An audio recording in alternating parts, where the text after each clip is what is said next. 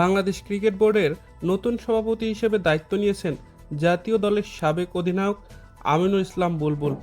শুক্রবার বিকেলে অনুষ্ঠিত জরুরি বোর্ড সভায় পরিচালকদের ভোটে তিনি সভাপতি নির্বাচিত হন।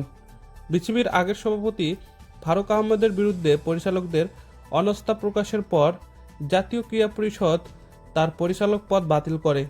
পরবর্তীতে এনএসসি আমিনুল ইসলাম বুলবুলকে বিসিবির পরিচালক হিসেবে মনোনয়ন দেয়।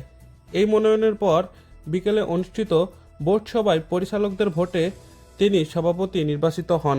বুলবুলের সভাপতির মেয়াদ আগামী 4 মাস অর্থাৎ অক্টোবর 2025-এ নির্ধারিত বিসিবি পরবর্তী নির্বাচন পর্যন্ত। তিনি জানিয়েছেন, তার প্রধান লক্ষ্য হচ্ছে একটি স্বচ্ছ ও নিরপেক্ষ নির্বাচন আয়োজন করা। তিনি দীর্ঘমেয়াদে এই পদে থাকার ইচ্ছা প্রকাশ করেননি। গত বছরের 5 আগস্ট রাজনৈতিক পট পরিবর্তনের পর থেকে বিসিবিতে আসে নতুন নেতৃত্ব। ফারুক এনএসসির কাউন্সিলর হিসেবে বিসিবির পরিচালক হন।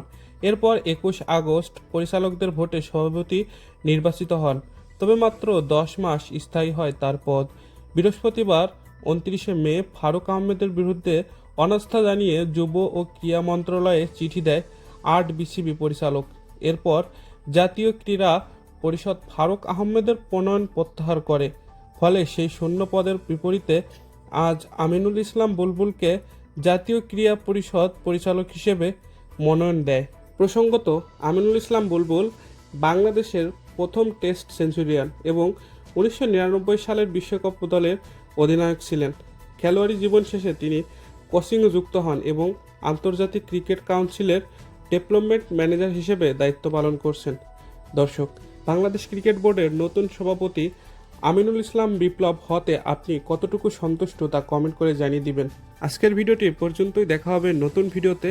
নিত্য নতুন খেলার সংবাদ পেতে আমাদের এই চ্যানেলের সাথেই থাকুন।